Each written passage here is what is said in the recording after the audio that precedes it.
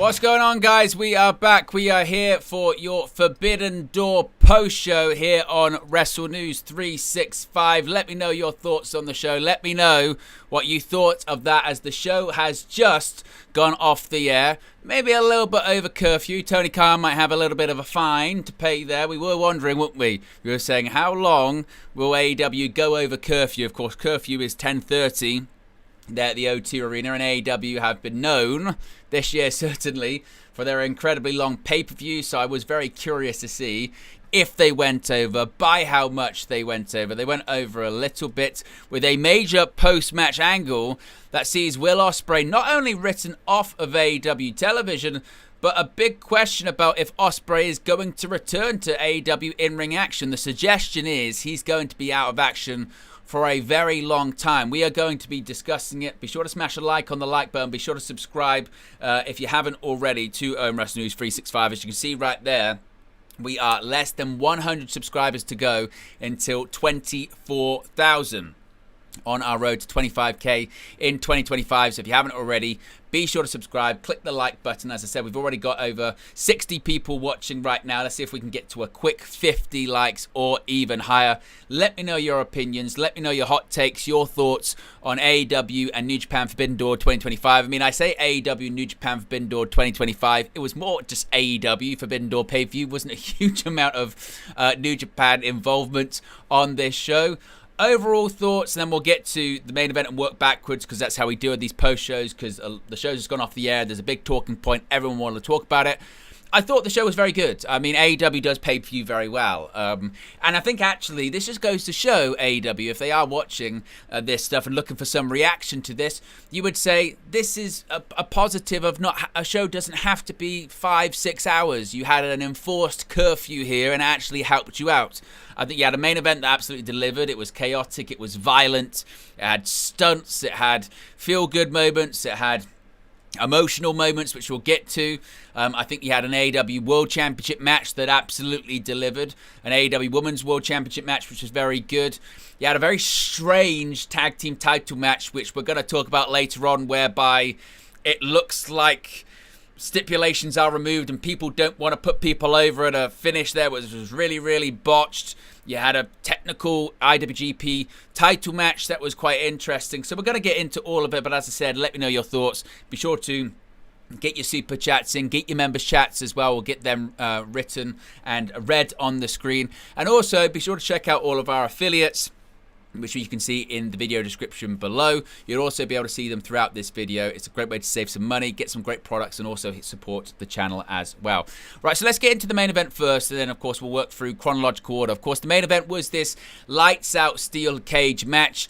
It was a match that was said that it was lights out. It was unsanctioned because you had people involved in this one that were not medically cleared by AEW. No, don't worry. Indeed, everyone in the match was indeed medically cleared, despite what Will Ospreay had said on AEW Dynamite or recently on AEW television that he wasn't medically cleared, but he went out there anyway. Ospreay indeed was medically cleared to compete in this match, but legitimately he has a bad neck. Legitimately, Ospreay is now off of TV for the foreseeable future. There isn't really much known about when or if he's going to be back. I think at this stage of Ospreay's career, I know that Ospreay has spoken for several years, hasn't he? Ospreay has spoken about how, look, he's been dealing with physical issues and he's wrestled a very hard style, and he wrestled a style which he said he knew for years was going to shorten his career. He said, it's a style that I know hasn't and isn't going to be good for my health. I know it's going to be a problem for me in the future. He was already having problems towards the end of his run in New Japan Pro Wrestling, and he was kind of like, I feel like I need to go to one of the big companies in the United States to make money because I don't think I'm going to be wrestling well into my 40s. That's just how I feel. Ospreay's still a very young man. Will Ospreay is 32. He only just turned 32. In terms of a pro wrestler's career, that's still in baby years. He's, ironically enough, you could argue hasn't even hit his prime, but because of the style that he has wrestled for years on the indie scene and in New Japan Pro Wrestling, the high-flying, hard-hitting style, it's caught up to him. He's got legitimate neck issues.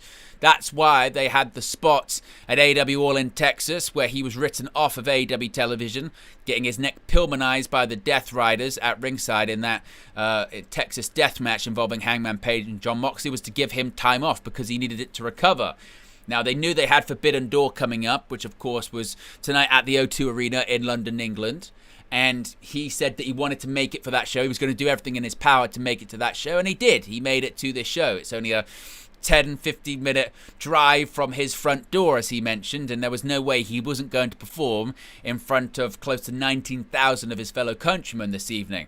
But it's very, very clear via two things. Not only the post-match angle, where OSPREAY has been hit with multiple paradigm shifts by Jon Moxley. He's also had his neck Pillmanized by the Death Riders.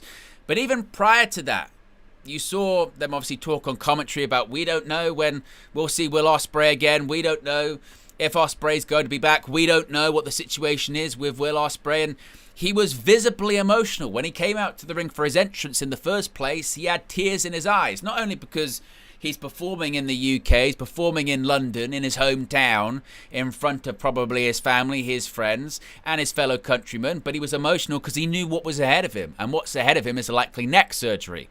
Now, obviously, he got through the match. He looked good in the match. They played the story throughout the match. He got even pile-driven at one point and had these moments where they were playing up the neck injury. But even then, after the match, Ospreay, visibly emotional, is looking at the crowd and saying, thank you, and I hope I'll see you again. And that, to me, was pretty legitimate. This idea that he hopes he does see him again. He hopes that he is going to wrestle again. I think Will Ospreay wrestles again for AEW. I think he gets through neck surgery and makes it back. But with neck surgery, you never know. And with neck surgery, when you undergo it, there's always this thing of, you've got less time ahead of you than you've got behind you at that point. Now, can you come back from neck surgery? Of course you can. Many people have. We opened the pay-per-view tonight with Adam Copeland. He had to retire due to having neck fusion surgery and then still trying to recover. It took him close to how many years to come back? Was it 9 years, nearly a decade to come back after having triple fusion neck surgery? So it's not impossible, and it won't be impossible for Will Ospreay. But there is always this feeling of you never know how you're going to react to it. Some people have neck surgery and they're kind of done, and they're never the same. Some people have neck surgery and then they feel like they can wrestle for the rest of their career. It really depends. We don't know how bad Ospreay's neck is, but we know it is bad. That angle was obviously to put more heat on the Death Riders and Jon Moxley. I think if you're hoping that this Death Riders storyline is going anywhere, clearly it's not. Now, as for what's next for Jon Moxley and the Death Riders, I don't know. We've seen a situation tonight where Hiroshi Tanahashi has wrestled his final match in the UK because he's retiring next year. Tanahashi won't be doing more appearances with AEW, I don't think. We saw Kenny Omega back in this match. We don't know if Kenny Omega is back for a long time with AEW. We know that his schedule is limited. Why is it limited? Because he's got physical issues as well. Ever since overcoming diverticulitis, the mindset was that he can't wrestle all the time anymore. He can't. As of AEW All In, according to Sean Ross Sapp of Fightful Select, Kenny Omega was expected to take a bit of time off because, again, he was saying that to recover from these matches, he would have to take about a month or so to recover from matches, and to build up to the matches, it would take a lot of time as well. So you find yourself in a situation, if you're Tony Khan coming out of Forbidden Door this evening, that you've put together a great show and you're riding high, that you've beaten WWE's capacity number from Money in the Bank back in 2023 when they had their PLE in the same venue. AEW got more people in the building, according to them, this evening, whatever that means. And it's a big gate for AEW and a very successful show. But you've got a scenario where Swerve Strickland likely written off television this evening because of injury. We'll talk about it. In addition to that, Will Ospreay written off TV because of an injury. Kenny Omega, we don't know if he's coming back regularly. It'll take a lot of time to recover. So you've got three of your top baby faces, three of your top, just let alone top stars, three of your top baby faces, all seemingly written off TV this evening because of injuries. That's not ideal. Not ideal whatsoever. And what they're going to be doing,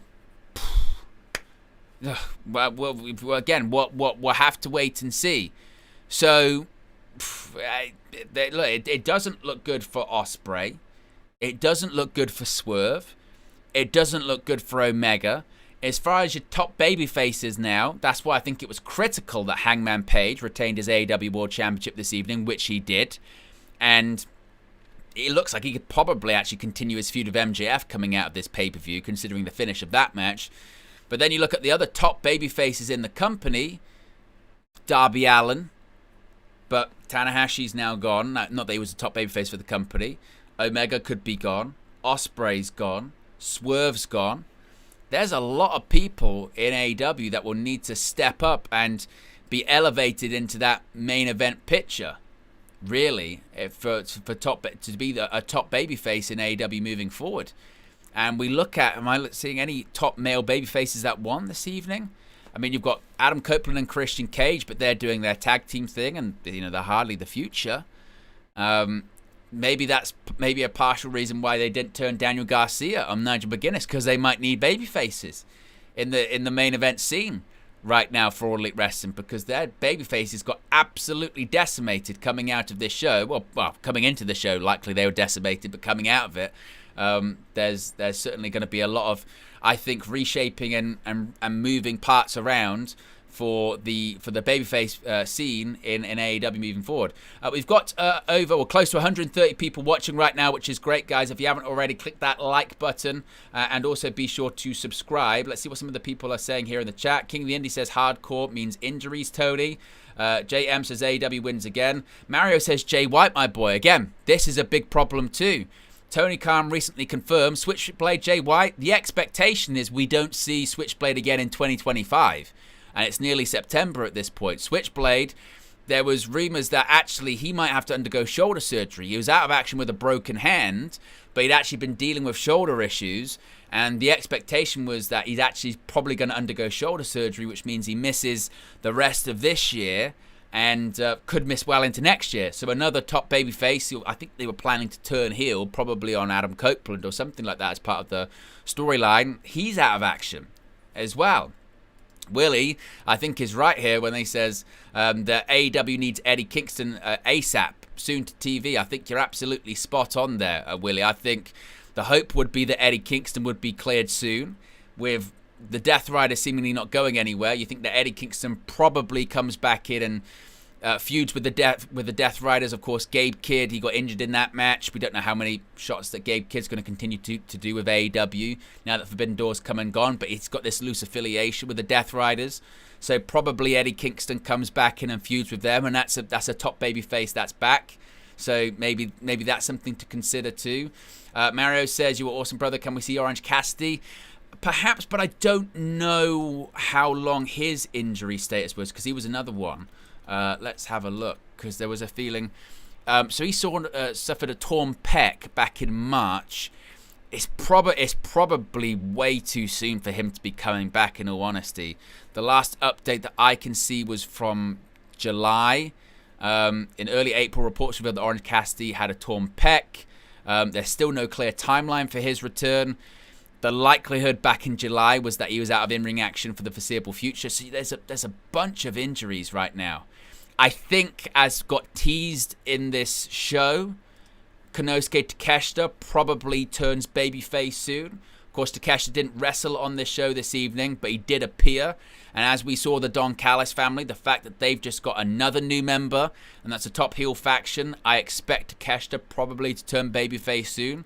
Maybe to fill kind of Ospreay's spot. I think Takeshita's probably, and he just won the G1. So turning babyface, and he could be a big babyface star for New Japan as well, which he's got a contract actually with New Japan and AEW. I think that's maybe where the money is as well. Willie says, what about Karrion Kross to AEW? That would be money. I still say that Karrion Kross, the things will work. I know that he appeared for GCW, and he then cut a promo saying, see, it's not all work. GCW just hosted the WWE ID Championship tournament over SummerSlam weekend. So if he appeared in AEW, I would say absolutely it's not a work. But I'm still of the opinion that it probably is a work with Karrion Kross. until he appears in AEW or a company that isn't affiliated, even somewhat loosely, with WWE, I'm still going to be like, wow, appearing in GCW doesn't do that much for me because they just crowned WWE ID champions at GCW shows, and they got Bloodsport. They had Bloodsport over SummerSlam weekend, which was a GCW hosted event. So I was still... I'll believe that when I see it. We're 2 likes away from 50 likes, guys. If you haven't already, click the like button.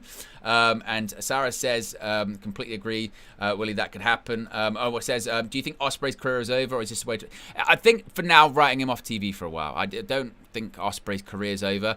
Even if Will Ospreay had an Adam Copeland situation where they said, look, you can't wrestle again for a while. Adam Copeland didn't wrestle for 9 years.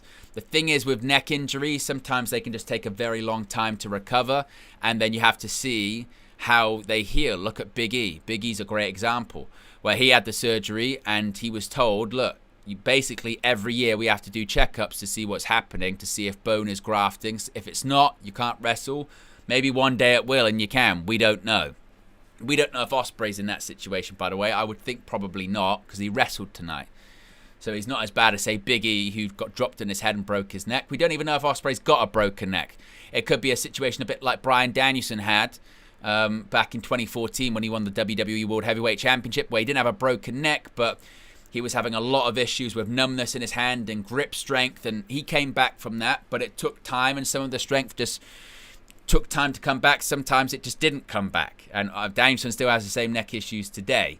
So I don't think Ospreay's career is over. It's a way to write him off TV for a while, but I don't think AEW has any idea when he'll be back for. I would think probably even now, they might even be thinking as far ahead of going, well, we hope to have him back by All In next year. I think that might be their hope. I think their hope might be, let's hope to have him back for All In next year. It's back at Wembley Stadium. If they can get him back maybe in time for, say, the Owen Hart Foundation tournament in May, which might seem crazy. You might say, it's just August. But with neck injuries, that's what you're looking at. So it might be a thing of have him back for the Owen Hart Foundation tournament in, April, May-ish. And then maybe he wins that main events All In at Wembley Stadium, wins the AEW World Championship, right? I think that could be something that absolutely happens. But again, it depends on his recovery, no doubt about that. So we'll wait and see what happens with that one. We're over 130 people watching right now, guys. If you haven't already, click the like button. We're at 56 likes. Also a reminder, right there, we're at 95 subscribers away from 24,000. So if you haven't already, be sure to subscribe. So yes, that's the latest when it comes to Will Ospreay. As far as the rest of the show, well, some of you may know, I was actually coming over from United View at the time. So the show opened with Adam Copeland and Christian Cage successfully teaming up and defeating Killswitch and Kip Sabian. Of course, Mother Wayne was ringside. It's very clear what the idea is here. The idea is that Adam Copeland and Christian Cage, they had their return tag team match on this show instead of All Out because I think they wanted them to compete for the tag titles. I was really under the impression that FTR were going to win the tag titles tonight, and we were getting Cope and Christian versus FTR for the tag titles at All Out. Well, that doesn't look like it's happening. So the direction still is, as far as we understand, the direction still is Cope and Christian versus FTR in Toronto, Ontario, Canada. Of course, Cope and Christian's hometown for AEW All Out. That's been the creative direction for a number of months. Things got slowed down. I don't know if they pivoted to it not being for the tag titles. We'll have to wait and see when it comes to that. Next up, we had Kyle Fletcher retain the AEW TNT Championship against Hiromu Takahashi by pinfall. We then had the AEW TBS Championship, where Mercedes Moné retained by defeating Alex Winder, Bozilla, and Persephone. I thought this was a good match, to be fair. I felt like maybe they overcomplicated it. I felt that sometimes the four-ways can get a bit overcomplicated, can turn into a bit of a clusterfuck, and that's what happened at different points. Some of the spots they pulled off really well. If it felt like to you, by the way, that AEW was going out of their way to highlight Bozilla in this match, then that's exactly what they were doing. According to Sean Ross Sapp of Fightful Select. As AEW President Tony Khan had indicated this week, he's very high on Bozilla. She's only been in the business for 3 years, which is pretty remarkable when you think about it. Now, Fightful have been told by those connected to Stardom that the AEW President Tony Khan actually specifically asked if Bozilla could work the show quite a while back because he's a big fan. So don't be shocked if this is the first of many appearances by the Stardom star on AEW programming. Clearly, Tony Khan likes her. I wouldn't be shocked if he tries to sign her when the opportunity comes up in the future, if he works with Stardom to try and keep them in the AEW, New Japan, Stardom family. Of course, then both owned by the same parent company, Bushiroad. And I thought, she's got a very unique look to her, and she reminded me a lot of Vader. Bryan Danielson, who was brilliant on commentary in this show. I hope to have more Bryan Danielson commentary, even if it was just for pay-per-views or something in the future. But he said she kind of reminded him of Vader, of the hard-hitting, clubbing hands in the corner. She had a moonsault at one point. Obviously, Mercedes Moné never expected to drop the TBS championship in this one. That's not a surprise at all. But I thought Bozilla absolutely stood out. Mercedes got the victory via a quick roll-up on Persephone, who kind of looked very frustrated. I thought it was a great showcase for Alex Windsor in this match too. So it was a good match. Mercedes wins. She was never going to lose. But it was a good match. And Mercedes, still the AEW TBS champion. Where she goes from here, I mean, your guess is good as mine. I don't feel like that Mercedes is going to drop the AEW TBS championship anytime soon, does it? Who she would drop it to at this point, I have no idea. I still like the idea of Willow Nightingale beating it for it, considering that she beat Willow for it, and I think they could do so much more with Willow. I feel like it might be her or Chris Statlander at some point, maybe in the distant future. But this match was fine. Next up, we had the IWGP World Heavyweight Championship. Not so surprisingly, Zack Sabre Jr. retains the title by defeating Nigel McGuinness. Somewhat of a British dream match, wasn't it? A British dream match. A match we didn't think we'd see again. Zack Sabre Jr. did actually face Nigel McGuinness on his retirement tour, but this time they faced off, and they were teasing some weird stuff in this one. If you watched my surprises video I dropped earlier today, I mentioned that I felt like this was setting up for Daniel Garcia to turn heel in this one, because obviously Garcia was involved in the match where McGuinness won to become number one contender for the IWGP World Heavyweight title, and I thought that's what they were building towards, because Garcia came out and he had the towel in his corner and all this stuff, and I thought, right, so, okay, clearly they're building towards, maybe he throws in the towel or he turns heel or they're doing something like that. And throughout the match, you could see Garcia was sort of clashing with the referee at different points. He was trying to push the rope forward or pull the rope back to try and help McGuinness or hinder Zack Sabre Jr. But we just kind of didn't have that. And effectively, the story was a lot of back and forth technical wrestling. And eventually devolves into more physical action. Of course, McGuinness, Zack Sabre Jr. is known for the chain wrestling, and as Bryan Danielson was calling him on commentary, the best scientific wrestler in the world, and his way to escape holds and reverse holds. Zack Sabre Jr. was doing a lot of that. McGuinness eventually transitioned into also what he's known for, which is lariats and Tower of Londons and hard strikes. But eventually, and you can see Bryan Danielson was on commentary there, where he even said that it was kind of ironic that he was on commentary for a Nigel McGuinness match, challenging for a world championship, when the reverse had happened so many times. But the ending sequence of the match is a lot of back and forth pin attempts, and Zack Sabre Jr. wins just by getting the sort of roll up on Nigel McGuinness to close it. And I thought, again, this one was very good. It depends on what your preference is. I'm glad that they had this style of match. It's a very British-based style, as it should be. It's taking place in London between two of the most famous British wrestlers, certainly of the modern era, in McGuinness and in this generation in Zack Sabre Jr. And it was a very classical British match, which is a lot of grappling, a lot of chain wrestling, a lot of sort of physical, sort of the British strong style as well incorporated in there. But it was really more of a throwback to your kind of World of Sport-esque Again, British chain wrestling match, which again isn't for everyone. Some people don't like that. But I think it was perfectly in keeping with this pay-per-view, perfectly in keeping with this one. He had Johnny Saint before the match. He was sitting at ringside, and it was enjoyable. Post-match, I thought we were going to get the turn. Post-match, I thought we were going to get Daniel Garcia throw the towel in, or Daniel Garcia turn on McGuinness. And it was weird because Tony Schiavone came out, and I thought, oh, we're going to get an interview segment, and this is where it's going to happen. And then they didn't. Schiavone just announced the attendance. And it looked like at one point Garcia was going to turn, and he instead hugged McGuinness. So I still think they're going towards a turn. I'm glad they didn't, because considering what happened later on in the show, it wasn't probably the right time for it. Eventually, Daniel Garcia is going to turn heel and turn on McGuinness. It's the right thing to do, because I think the time for Daniel Garcia doing that dance and having his entrance theme, I don't think the time's over for it. They obviously, look, he signed a multi-year contract. He had the TNT Championship, but there still feels like there's something missing.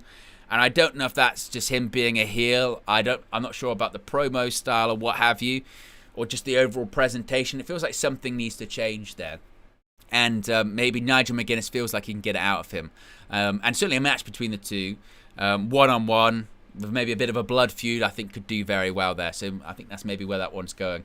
We're nearly 150 people watching, which is fantastic. Really appreciate everyone tuning in for this Forbidden Door post show. If you haven't already, click the like button. We're 30 likes away from 100 likes on this post show. And be sure to subscribe. 95 subscribers away from 24,000. We then move on, which to me was probably the worst match of the evening, which was for the AEW World Tag Team Championships. Now, if you thought this was a triple threat elimination tag team match for the AEW World Tag Team Championships, you would be correct, because that's what it was billed as for several weeks. Several weeks. And when we had the tournament final of the Eliminator tournament that went to a draw, it was billed as an eliminator match. But we had heard these rumors. We had heard these reports going into this. It goes back several weeks. There was heat backstage on the Hurt Syndicate. The Hurt Syndicate didn't want to do jobs to people, and they didn't want to drop the AEW World Tag Team Championships to specific people either. And it was thought that the finish of the tournament, being a time limit draw, leading to this being like an elimination thing, was a thing whereby, the Hurt Syndicate didn't want to drop the belts to FTR, but they would lose to Bro Dido, and that's how they would get around not dropping the belts to FTR or something like that.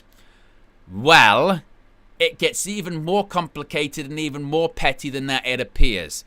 Because very quickly and very silently, this match went from being an elimination match to just a regular tag team match. So much so that even Excalibur earlier on in the bout seemed confused by what actually the rules of this match were.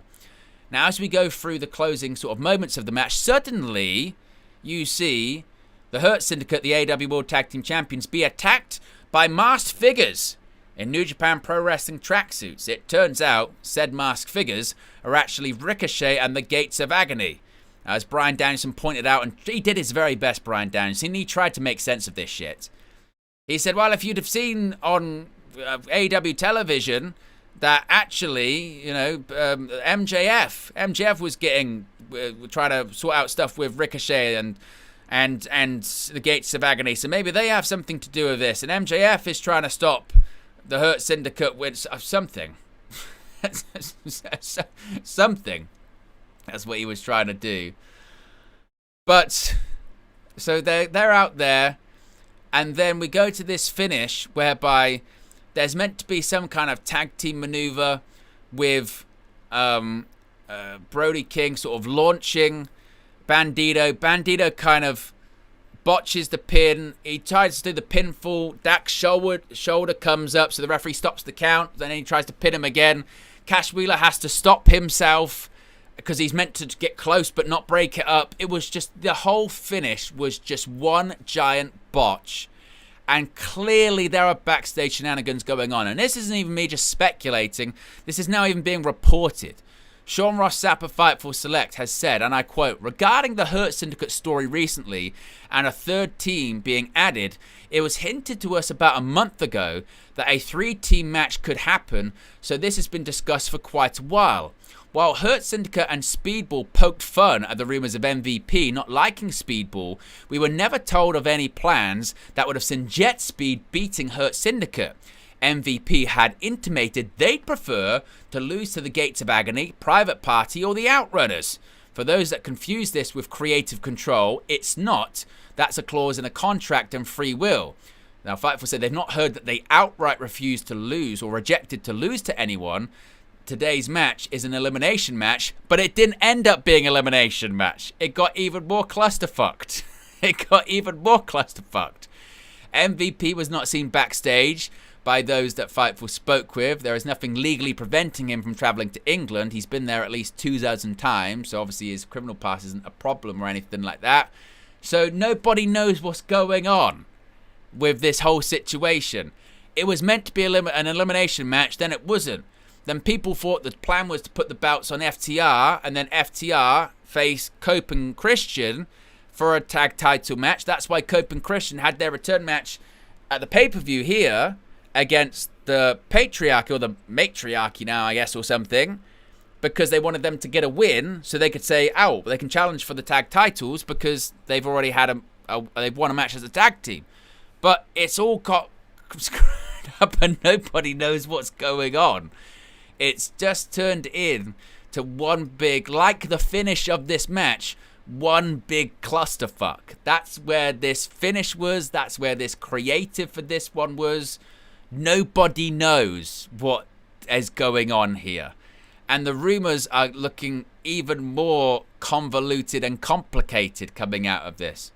So, yeah, genuinely, who knows what is going on? And on top of that, the finish was botched too. Now, someone mentioned to Sean Rossap on Twitter, they said, I thought this was meant to be an elimination match. I thought that was like the thing.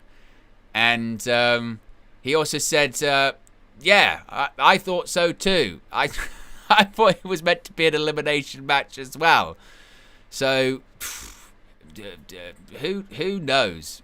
Genuinely, who knows what any of that is and what the plan was or anything like that. But Brodido, they're the new tag champions.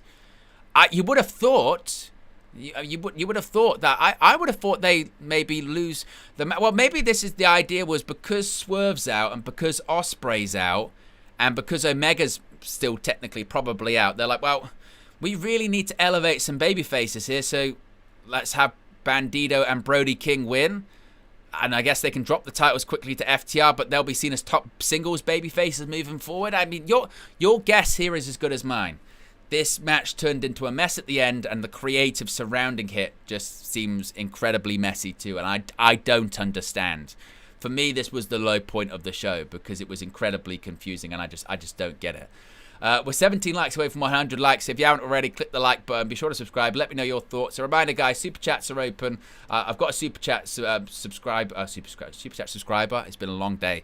I've got a super chat goal up, so if you want to get your thoughts in, you want to support the channel, it would be much appreciated. We next move on to the Unified Championship, and I mentioned about the injury bug earlier on. It's very much hit the AEW because Swerve Strickland, he's out. Now, it had been rumored and there were rumblings coming into the show that Swerve Strickland legitimately had a knee injury and that he was going to be probably missing time coming out of this show. The last that Fightful said they had heard regarding Swerve is that All Elite Wrestling were preparing for the possibility that he could have surgery following Forbidden Door and will miss a number of months, and that's exactly what happened. Kazuchika Okada retains the AEW Unified Championship, and post-match, there's a post-match beatdown and attack on Strickland on his knee. They worked on the knee going throughout the match over and over and over and over and over and over and over and over and over again. And then post-match, Kazuchika Okada smashes Strickland's knee multiple times with a steel chair wrapped around the ring post, and Swerve couldn't even help his manager, Prince Nana. Now, Prince Nana wasn't ringside. Why was he not ringside? Because by Continental rules, he's not allowed ringside. He couldn't even help Prince Nana in his post-match attack because Prince Nana was also actually attacked post-match. Prince Nana was attacked by the newest member of the Don Callis family. Yes, another new member of the Don Callis family. There you can see Kazuchika Okada wrapping the chair around Swerve Strickland's knee, because post-match, Wardlow has returned for the first time since Dynamite Big Business. In March of 2024, Wardlow is back. Now, Wardlow was off TV for a while for creative reasons. Then he had injury issues. Then he had a car wreck. Then when he was ready to come back, he filmed American Gladiators for a few months. But now he's back, and he attacked Prince Nana. Of course, Swerve couldn't help Nana. This was also a way to write not only Swerve, but also Prince Nana off AEW television. So the act of Swerve and Nana are off AEW TV for the foreseeable future. And Wardlow is now the newest member of the Don Callis family. He hugged Don Callis. He hugged Kazuchika Okada shortly after that. Of course, Okada, the AEW Unified Champion. And whilst they were talking about AEW setting the attendance record in the O2 this evening at, 18,992, they could have just invited more members of the Don Callis family. They'd have probably got 19,000, because apparently it's the biggest faction in AEW right now. But we did see this, and this was quite interesting. As I mentioned earlier on, Konosuke Takeshita is on a roll right now. Konosuke Takeshita is the winner of this year's New Japan Pro Wrestling G1 Climax. He will be challenging Zack Sabre Jr. for the IWGP World Heavyweight Championship. And they've been teasing for a while that Takeshita is going to be turning babyface. They've teased that he's not particularly thrilled with Kazuchika Okada being in the Don Callis family. He's not particularly thrilled with Kazuchika Okada taking up the time of Don Callis. And maybe he's not thrilled by Wardlow being added to the Don Callis family either. And AEW, they're missing OSPREAY. They're missing Swerve Strickland. They're most likely missing Kenny Omega. They could be missing more names. There is a severe lack of top baby faces in AEW. And Konosuke Takeshita gets massive reactions when he comes out. He got a massive reaction here. He's just won the G1 Climax. Now's the time for Takeshita to turn babyface and Takeshita to feud with probably every single member of the Don Callis family. To feud with Wardlow, to feud with Josh Alexander, and eventually to have Takeshita versus Okada for the AEW Unified Championship. And I think he's going to get a big push in New Japan too, because they want that big next top Japanese babyface. And I think that's probably going to be Takeshita, because Takeshita's got contracts with both promotions. So that right there, I think, is a sign of the future. The Don Callis family is getting bigger by gaining members, because they're probably going to be losing at least one, and a significant one in the future, and that is Konosuke Takeshita. So Wardlow's back on AEW TV. There were rumblings and rumors about his contract and how long he was going to stay with AEW for, and WWE would like him, but he's back with AEW, at least for the foreseeable future, it looks like, and he's now a member of the Don Callis family. We are 7 likes away from 100 likes. If you haven't already, click that like button. Now just 90 subscribers to go until 24,000. So if you haven't already, be sure to subscribe. Next up, we go to the AEW Women's World Championship. And I wasn't sure on this one, where this was going to go, but Timeless Toni Storm is still the champion. Now, speaking of the women's division, we got a return. Jamie Hayter, as you can see right there, is back on AEW TV. She came to the aid of Queen Aminata as she was being attacked by the Triangle of Doom. But we had Athena officially cash in her contract for the AEW Women's World Championship. She won that at All In Texas, but she couldn't defeat Timeless Toni Storm. And now, to be fair, I wonder what's next for Timeless Toni Storm, and I wonder what's next for Athena. I really did feel like for a while that we were going to have Athena win. Obviously, there's not many people left for Toni Storm to defeat, in all honesty, is there? Beating Mercedes Moné, who was undefeated. She's beaten Athena, who just lost very, very rarely on television over the last year or so. Definitely not in Ring of Honor, only before to Mercedes in the Owen Hart Foundation tournament. So I look at the AEW Women's Division, I go, does she go up against a Tekla moving forward? She's already defeated Megan Bayne. Do you pivot to maybe a triple threat between Athena, Mercedes, and Toni Storm, and that's how they shift the championship? I mean, let me know what you think about that, because I did think that Athena wins, or was going to win tonight, and then she holds both the Ring of Honor Women's World Championship and the AEW Women's World Championship, helps elevate Athena even more. And then you've got more big stars in the women's division, and then you can have a program maybe with Athena and Mercedes, because of course Mercedes has a victory over Athena, and you can build towards a triple threat match. So I am a bit surprised by that, and I do just kind of think Who else does Toni Storm defend against? I mean, Britt Baker's not seemingly going to be coming back anytime soon, is she? I don't think. Unless Tony Khan's got something up his sleeve. I mean, like I say, I think maybe Tekla. She's in a quite featured spot, perhaps. I'm not too sure. I'm not too sure, but Toni Storm got the victory with the crossface chicken wing, and retains the AEW Women's World Championship in the process. And like I said, you do wonder where it goes from here. The penultimate match of the evening was for the AEW World Championship, and Hangman Adam Page is still the AEW World Champion. And remember, MJF had kind of stacked the deck. He wasn't cashing in, unlike Athena, who cashed in her contract she won at All in Texas. MJF was not doing that, and the championship could change hands via disqualification or countout, and they played into that perfectly. In the end, Hangman Adam Page retains, but technically he did cheat to do it. He did cheat to do it in the end. He did use MJF's contract against him by smacking MJF with the contract off the head. You had MJF technically win the match at one point, but Hangman Page's foot was on the rope, and Mark Briscoe came out, and then the referee noticed that the foot was on the rope, so restarted the match. So there's a lot of wiggle room here. There's an out, isn't there? Where MJF, I think what they're probably going to do is have a thing where he's going to come out on Dynamite and say, I should be the AEW World Champion. Not only did I win the match, but as per the stipulation, if Hangman Adam Page got disqualified and cheated, then the AEW World Championship would change hands. He disqualified, he cheated. Therefore, I should get a rematch. Therefore, I should be the AEW World Champion. Now, as far as when they're going to do that rematch, could they build to it all out? Absolutely. I kind of half expect them to. For what match? Do they go with no disqualification, no count out this time? Or does Hangman Page say, I don't know you anything. I don't know you anything. You had your match and you lost.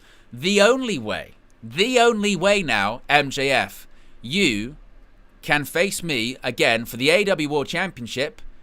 You've got to cash in your contract. You have to use your contract. If you want to face me again, this time it's on my rules. This time it's my decision. This time you've got to cash in your contract. That's what you've got to do.